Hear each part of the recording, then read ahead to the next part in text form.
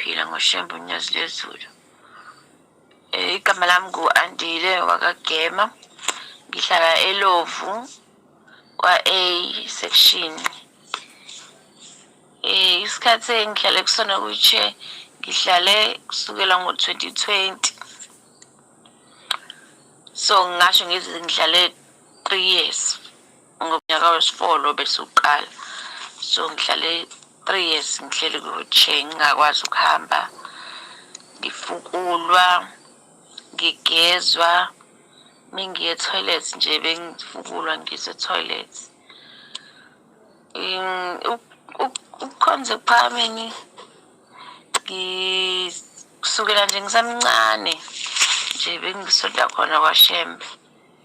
Kusukela ngisamncane. Kuthe kade bengisekhenana nje isonto elilodwa ngafika ngesabathaleli lamhla angisazi.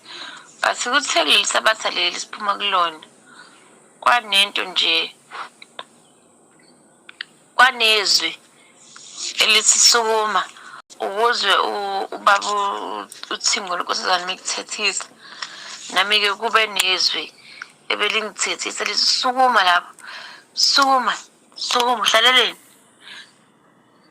Ngitshela labo osese bengihleli nabo ukuthi hayibo aningiphushi ngoba behleli phansi komthunzi ngiphushe banqabe lokhu benqabe vele ngikusukumela hayibo ngiyasusa unyaka nje lapha engisusa unyaka liyasuka liyahamba nalo ngithi ngiyaliphakamisa hayibo hayi mina angikholwa Shembe uNkulunkulu. Angazi abantu bengaboni manje ukuthi bawubona nini ukuthi uShembe unyazi uNkulunkulu. uShembe ungikhumbulile nami ungiswele imilomo.